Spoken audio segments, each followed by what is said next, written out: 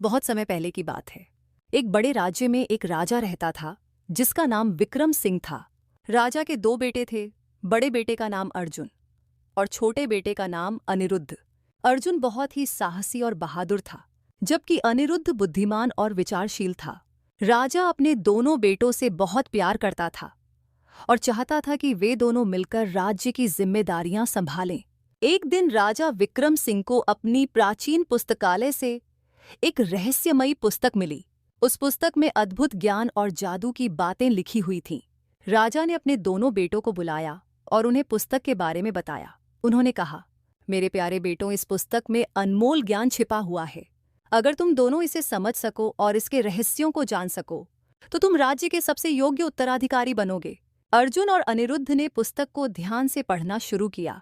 उन्होंने पाया कि उसमें कई कठिन पहेलियां और जादुई मंत्र लिखे हुए थे।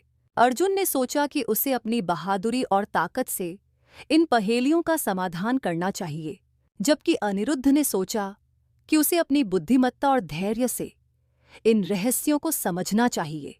अर्जुन ने पहली पहेली को हल करने की कोशिश की। पहेली में लिखा था कि राज्य के सबसे ऊंचे पहाड़ पर जाओ और वहां से एक खास जादुई फूल लेकर आओ। अर्जुन ने अपनी बहादुरी का परिचय दिया और बिना किसी डर के उस पहाड़ पर चढ़ गया। उसने वहां से वह जादुई फूल लेकर आया और अपने पिता को दिया। अब बारी अनिरुद्ध की थी। उसने दूसरी पहेली को हल करने की कोशिश की।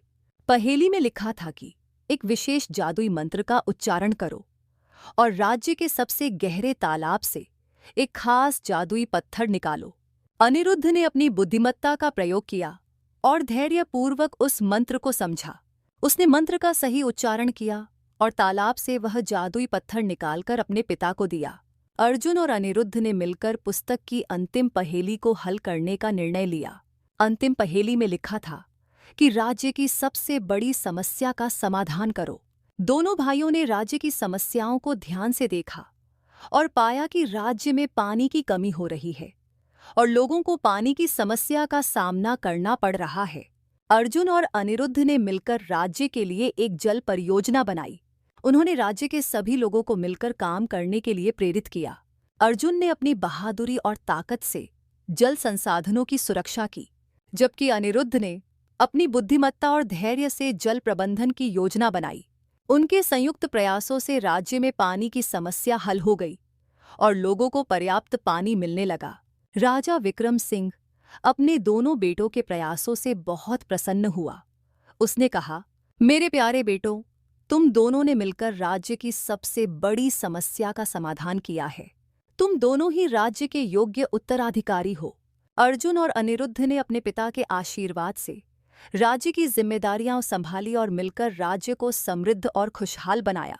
इस कहानी से बच्चों को यह सीख मिलती है कि किसी भी समस्या का समाधान मिलकर और समझदारी से किया जा सकता है। बहादुरी और बुद्धिमत्ता दोनों की आवश्यकता होती है और मिलकर काम करने से किसी भी मुश्किल का हल निकाला जा सकता है।